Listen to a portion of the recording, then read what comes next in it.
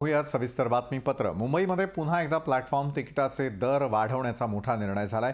10 रुपयांवरून आता थेट 50 रुपयांचं तिकीट तुम्हाला घ्यावं लागणार आहे। गर्दी टाळण्यासाठी रेल्वे प्रशासनाने घेतलेला हा या क्षणाचा सर्वात मोठा निर्णय। कोविड-19चा प्रसार रोखण्याच्या उद्देशाने रेल्वे प्रशासनाने मुंबई विभागातील लोकमान्य टिळक टर्मिनस, कल्याण, ठाणे, दादर आणि पनवेल स्थानकांमधील प्लॅटफॉर्म तिकिटांचे दर सध्याच्या 10 रुपयांवरून आता थेट 50 रुपये करण्याचा मोठा निर्णय घेतलाय। सणासुदीच्या काळामध्ये प्लॅटफॉर्म, स्टेशन, त्यानंतर कॉन्कोर्स आणि टर्मिनसवरती जास्त गर्दी रोखण्यासाठी हा मोठा निर्णय घेण्यात आल्याचं सांगण्यात आलं।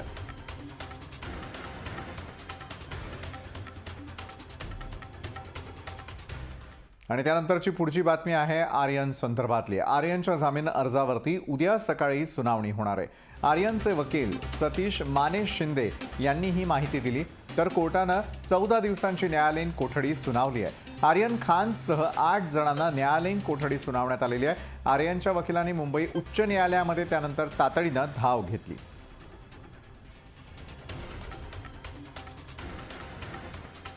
आज सब 8 आरोपी को जुडिशियल कस्टडी में रिमांड किए है साहब ने, और हमारे बेल एप्लीकेशंस की हियरिंग कल सुबह में 12:30 बजे रखे।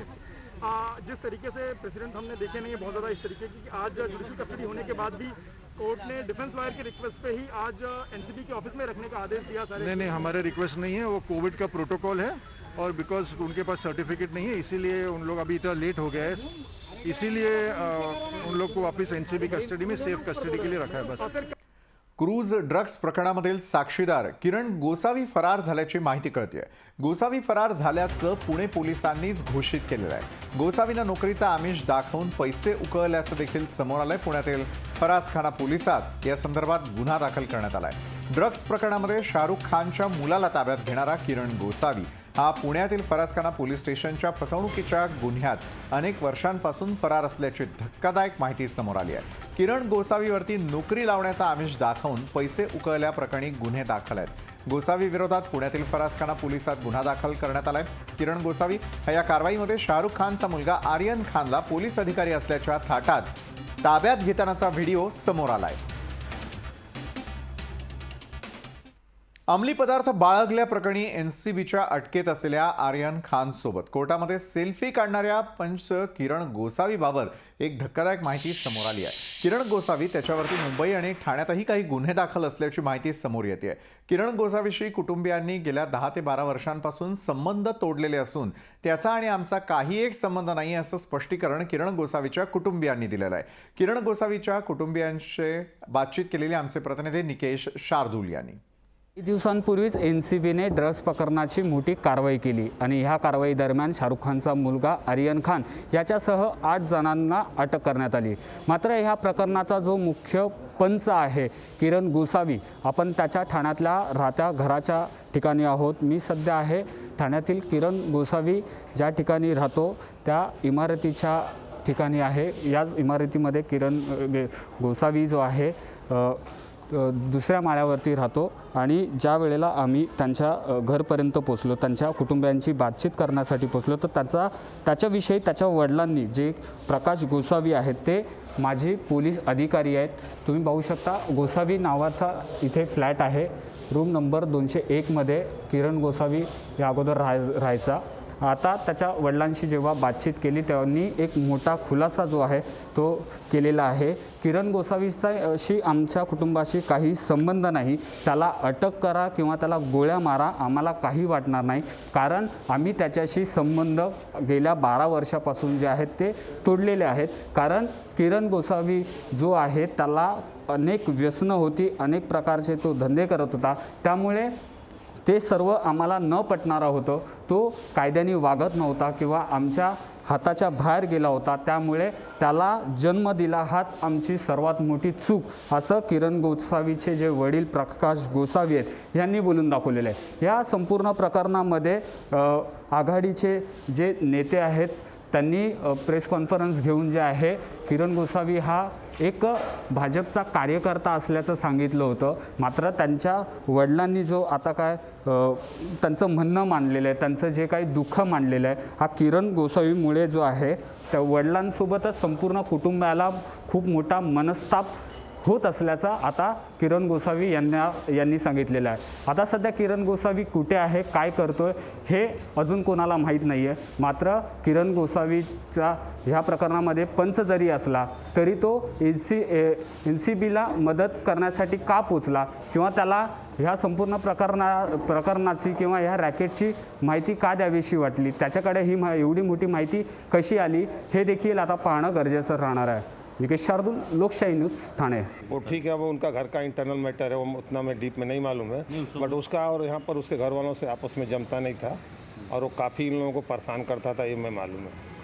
इन लोगों को काफ़ी परेशान करता था. आप बोल रहे थे कुछ उसने ऐसा गलत काम किया है कि जिस कारण उससे लंबे रहते सब लोग, क्या किया है बताइए.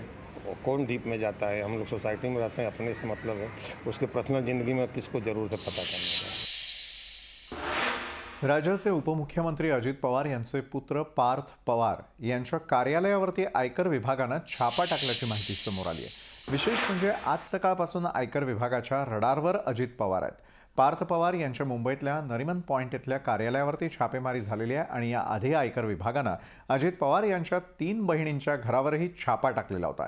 यापैकी एक बहीण कोल्हापुरात तर इतर 2 बहिणी पुण्यात वास्तव्याला आहेत. त्यानंतर आता पार्थ पवारांच्या कार्यालयावरही आयकर विभागानं छापा टाकलाय.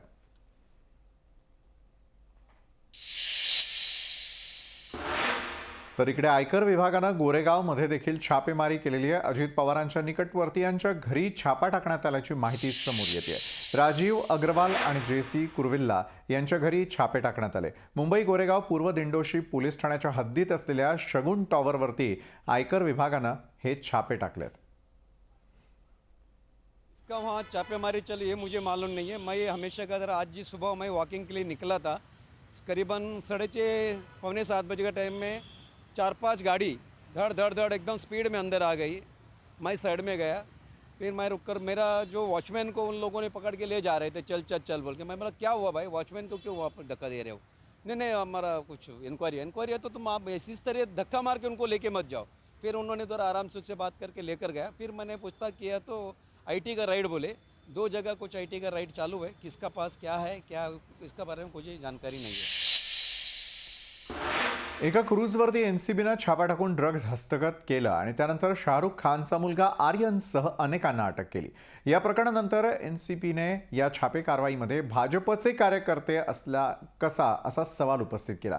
त्यानंतर अचानकपणे अजित पवार यांच्यासह त्यांच्या बहिणी आणि निकटवर्तीयांच्या घरी इन्कम टॅक्सचं छापा सत्र सुरू झालं. त्यामुळे छापे सत्र राजकीय हेतूनं केले जात आहेत की व्यवहारातील पारदर्शकता तपासण्यासाठी असा प्रश्न विचारला जातोय.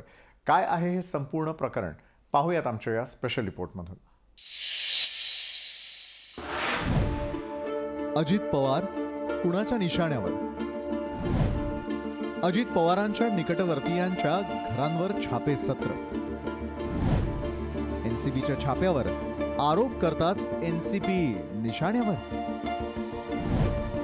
छापे सत्रांची कारवाई राजकीय हेतून.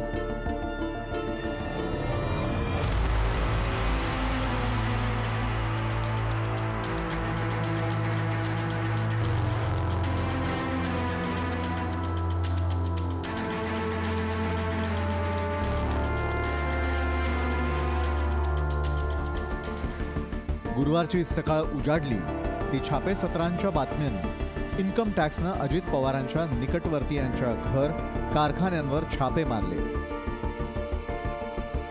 यात त्यांच्या बहिणी मुलाचाही सहभाग आहे.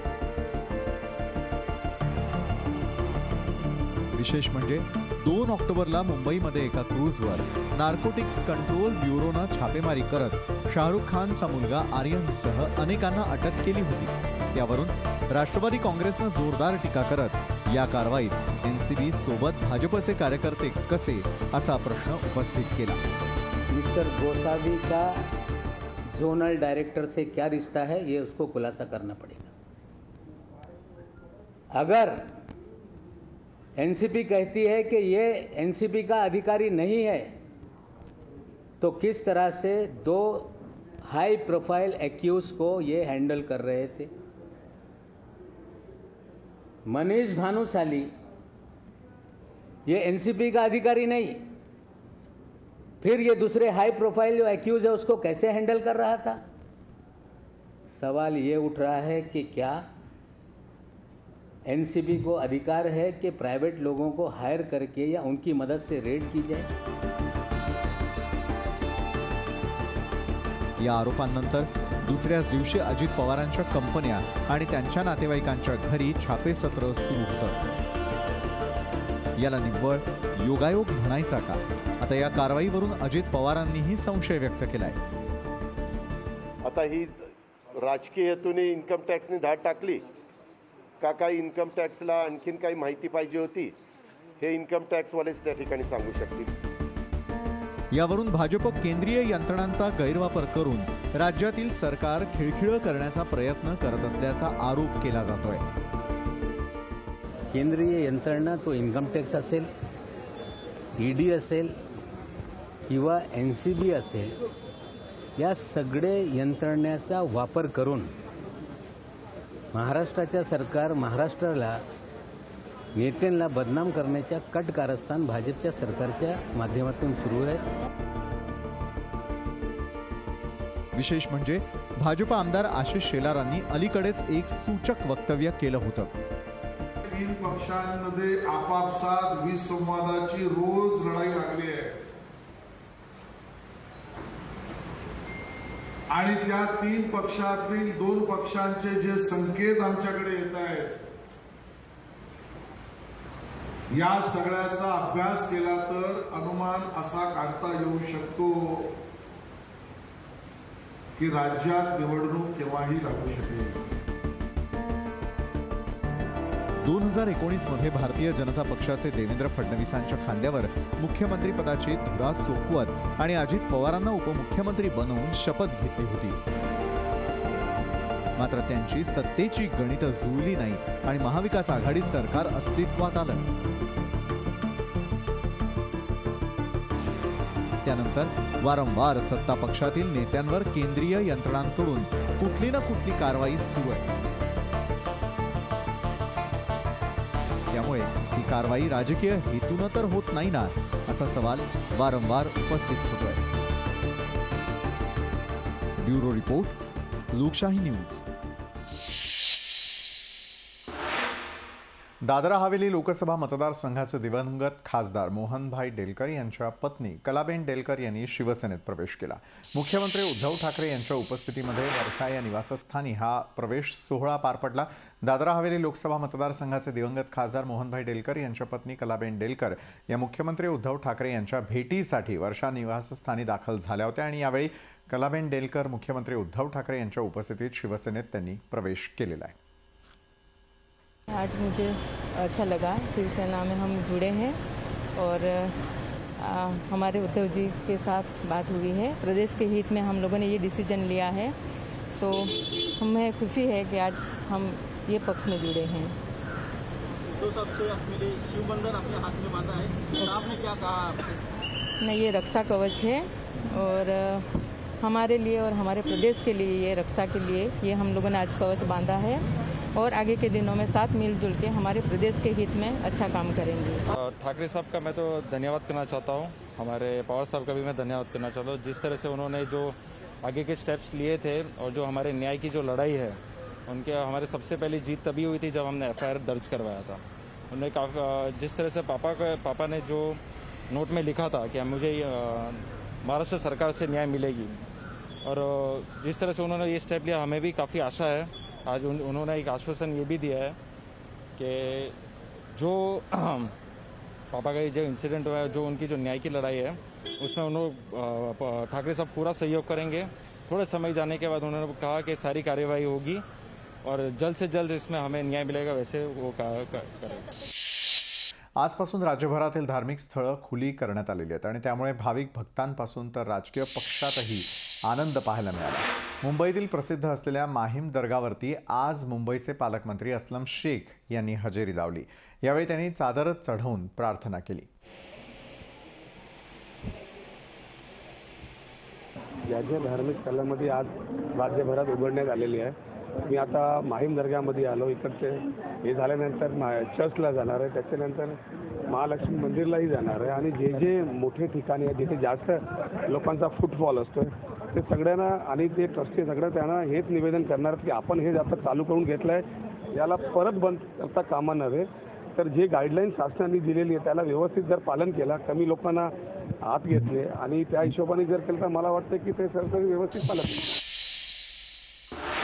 राज्यामध्ये सर्व धर्मीयांची प्रार्थना स्थळं सुरू झालेली आहेत. मुंबईतील प्रसिद्ध माहीम चर्च देखील भाविकांसाठी खुलं झालेलं आहे. माहीम चर्चमधून आढावा घेतलेला आहे आमचे प्रतिनिधी धनंजय दळवी यांनी. राज्यातली आज प्रार्थना स्थळं सुरुवात झालेली आहे आणि जर आपण पाहिलं तर मंदिर असेल, मस्जिद असेल, चर्च असेल, गुरुद्वारा असेल, या ठिकाणी भाविकांनी आता प्रार्थनास्थळी जायला सकाळपासूनच सुरुवात केलेली आहे. मी सध्या आहे माहीम परिसरातील चर्चमध्ये आणि माझ्यासोबत जर आपण पाहिलं तर फादर देखील आहेत. आपण त्यांच्याशी बातचीत करणार आहोत. एकंदरीत काय भावना आहेत, काय सर काय सांगाल? एकंदरीत प्रार्थनास्थळं पुन्हा एकदा सुरुवात झालेली आहे, काय नेमकी भावना आहे, काय सांगाल? आम्हाला अतिशय आनंद झालेला आहे. परत एकदा आपण धर्मस्थळं वगैरे सगळं चालू केलेले आहेत आणि ज्या प्रकारे आपले भाविक आहेत त्यांनासुद्धा त्यांच्या मनामध्ये एक नवीन उत्सुकता निर्माण झालेली आहे. आज सकाळी आपल्या या ठिकाणी या चर्चमध्ये आमचे 2 सर्व्हिसेस झाले होते सकाळी आणि त्याप्रमाणे लोकांनी खूप प्रसिद्ध झालं, ते आले आणि त्यांनी सहभाग घेतला. त्यांना बरं वाटलं. म्हणत होते फादर एवढे आपण ऑनलाईन बघत होतो, आज आपण प्रत्यक्ष पाहत आहोत आणि चांगलं वाटतं. इथे येऊन जर प्रार्थनास्थळ आहे, आपण इथून कधीही येऊन प्रार्थना करू शकतो आणि त्या अनुषंगाने त्यांनासुद्धा बरं वाटलं आज मिसा वगैरे ऐकून इकडे. सर त्याचबरोबर महत्त्वाचं म्हणजे जर पाहायला गेलं तर गाईडलाईन्स, नियमावली सरकारने आखून दिलेली आहे, त्या प्रकारचं कसं नियोजन चर्चमध्ये करण्यात आलं आहे, काय सांगाल या सगळ्या संदर्भात? गेल्या वेळेलासुद्धा आपण तशीच नियोजन केलेली होती आणि त्याच प्रकारची आता पण केलेली आहे. प्रत्येक बाकावर आपण फक्त दोघांना बसवत असतो आणि तिकडे मार्किंग्स केलेले आहे ज्या ज्या ठिकाणी ते बसणार त्या ठिकाणी. तसं आपली चर्च मोठी आहे, आपल्याला जास्त करून इकडे जास्त लोक बसू शकतो, परंतु आपण नियम ठेवलेले आहेत की 200च्या आसपास आपण व्यक्तींना बसू. चांगला शेवटी सरकारने चालू केला 1.5-2 वर्षानंतर. तर सर्व समाजच्या लोकांना आता पहिला गोष्ट हेच होतं की आपल्याला देवस्थान जायचं आहे, तर चांगलं आहे. शारदीय नवरात्रोत्सवाला आजपासून सुरुवात झाली. मुंबईच्या बोरिवली कोरा केंद्र येथे सकाळी देवीची सालाबादाप्रमाणे घटस्थापना करण्यात आली आणि त्याचसोबत सकाळी भाविकांसोबत देवीची आरती देखील करण्यात आली आहे. यावेळी भाविकांमध्ये आनंदाचं वातावरण पाहायला मिळालंय. भाविकांसाठी सरकारनं घालून दिलेल्या नियमांचं पालन करत उत्सव साजरा करण्यात येतोय.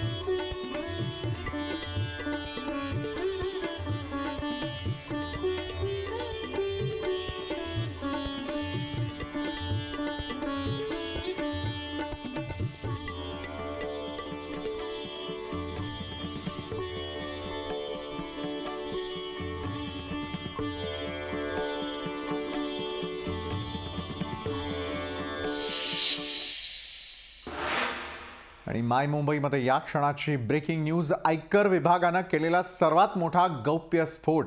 अधिकाऱ्यांच्या बदलीसाठी 200 कोटींचा व्यवहार झालेला आहे. आयकर विभागानं हा सर्वात मोठा गौप्यस्फोट केला. धाड सत्र प्रदीर्घ काळापासून सुरू असल्याची माहिती दिली आणि 23 सप्टेंबरपासून सुरू झालेलं धाड सत्र हे अजूनही कायम आहे. महाराष्ट्रातील बडे नेते सहभागी असल्याची माहिती यात समोर येते. 1050 कोटींचे संशयास्पद व्यवहार झाल्याची माहिती आयकर विभागानं दिली आहे. विश्रांती शिंदे आमच्या प्रतिनिधी, त्यांच्याकडून आपण अधिक माहिती घेणार आहोत. विश्रांती, खरं तर धाड सत्र आयकर विभागाकडून सुरूच आहे, मात्र यावेळेला आयकर विभागानं केलेला सर्वात मोठा गौप्यस्फोट काय सांगतोय? नक्कीच विशाल, आत्ताच्या घडीची ही सर्वात मोठी जी बातमी आपण पाहतोय लोकशाहीवर. आयकर विभागाने एक सर्च ऑपरेशन जे आहे ते 23 सप्टेंबर 2021 रोजी राबवलं होतं आणि यात महाराष्ट्रातील काही व्यावसायिक आहेत, दलाल आहेत आणि उच्च पदांवर असलेले जनसेवक आहेत यांचा देखील समावेश असल्याचं सांगितलेलं आहे. सुमारे 6 महिने प्राप्त होत असलेल्या गुप्त माहितीच्या आधारावर या ज्या धाडी आहेत त्या टाकण्यात आलेल्या आहेत अशी देखील माहिती समोर आलेली आहे. यामध्ये जवळपास 25 निवासी आणि 15 कार्यालयांचा देखील समावेश आहे आणि या परिसरावर जे आहे ती धाडी टाकलेल्या आहेत. 4 कार्यालयांचा सुद्धा यामध्ये समावेश होता.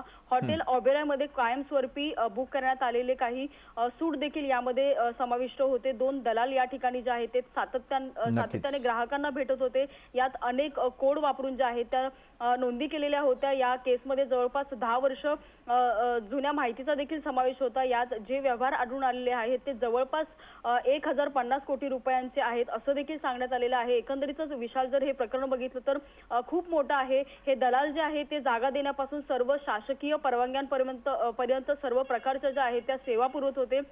यासाठी संवादाचे जे इन्स्क्रिप्टेड मोड आहे ते देखील वापरण्यात आल्याची माहिती देखील आयकर विभागाने दिलेली आहे. डिजिटल पुरावे जे आहेत ते देखील व्हॉट्सअप चॅट्स असतील किंवा इतर माहिती जी आहे त्या माहितीच्या आधारे पुरवले जात होते आणि अनेक छुप्या जागा ज्या आहेत त्या ठिकाणी हे जे पुरावे होते ते लपवले जात होते आणि त्याची माहिती जी आहे ती देखील शोधून काढलेली आहे. कॅश हाताळण्यासाठी अंगडिया ही सेवा जी आहे ती सुद्धा वापरण्यात आली असून एका आयडियाकडून 1.5 कोटी रुपये जे आहेत ते जप्त करण्यात आल्याची माहिती देखील आयकर विभागाने सांगितलेली आहे. कोणत्या खात्यात किती पैसे जमा झालेले आहेत, किती यायचे आहेत याची संपूर्ण समरी जी आहे ती देखील प्राप्त झालेली आहे. शिवाय 200 कोटींचे एक व्यवहार जे आहे ते देखील याच्यामध्ये दर्शवलेले आहेत. प्रमुख व्यवहार जे महत्त्वाच्या खात्यांमध्ये पोस्टिंगसाठी अधिकाऱ्यांनी दिलेले आहेत ते देखील कशा प्रकारे वापरलेले आहेत, कोणाला किती पैसे दिलेले आहेत, कंत्राटदारांना किती पैसे दिलेले आहेत याची देखील सविस्तर माहिती जी आहे ती आयकर विभागाने सांगितलेली आहे.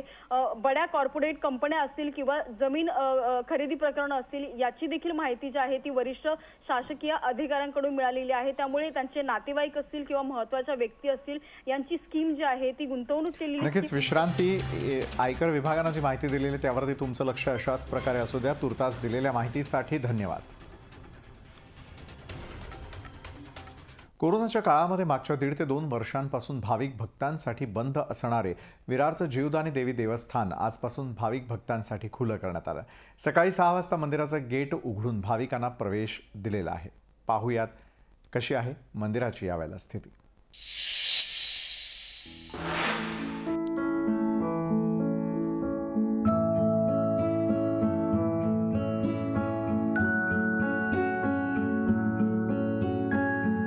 विरारचं जीवदानी देवी मंदिर देवस्थान हे लाखो भाविक भक्तांचं श्रद्धास्थान आहे.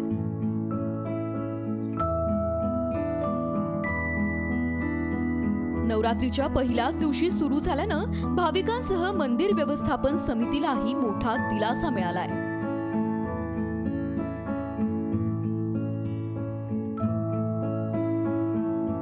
कोरोनाचे सर्व नियम पाळून जीवदानी देवीच्या दर्शनासाठी भाविकांना प्रवेश दिला जातोय.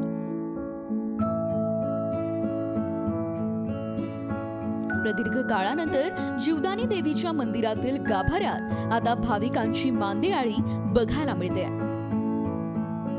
लाखो भाविकांचं श्रद्धास्थान असलेलं विरारचं जीवदानी मातेचं मंदिर हे राज्य शासनाच्या नियमाप्रमाणे आज नवरात्रीच्या पहिल्या दिवशी खुलं करण्यात आलेलं आहे. आपण जर बघितलं तर आपण आता जीवदानी मातेच्या गाभाऱ्यामध्ये उभा आहोत. या ठिकाणी जर बघितलं तर अतिशय शिस्तबद्ध पद्धतीने या ठिकाणी भाविकांना सोडण्यात येत आहे.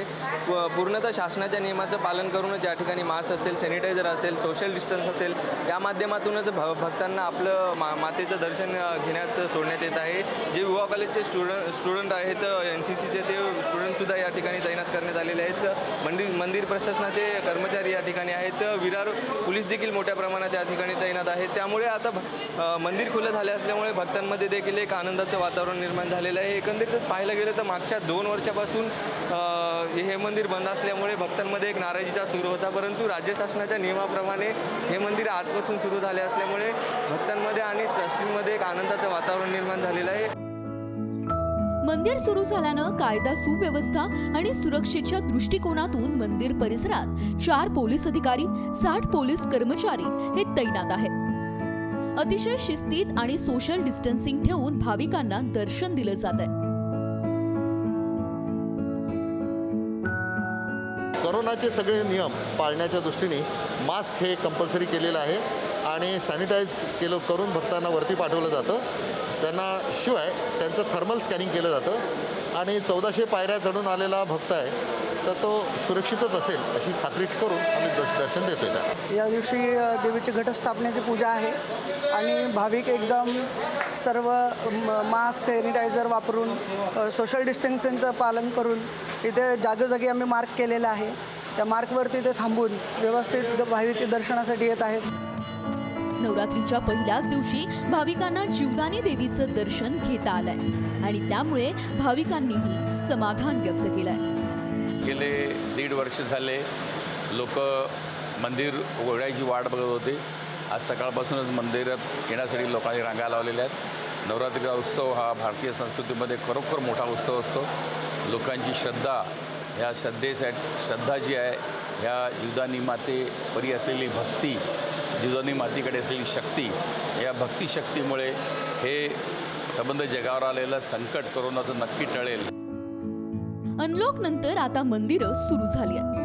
नवरात्र उत्सवानिमित्तही देवीच्या दर्शनासाठी गर्दी होण्याची शक्यता आहे. त्यामुळे कोरोनाचा धोका लक्षात घेऊन कोरोना प्रतिबंधात्मक नियम पाळत देवदर्शन हे घ्यायला हवं. संदीप गायकवाड, लोकशाही न्यूज, वसई, विरार.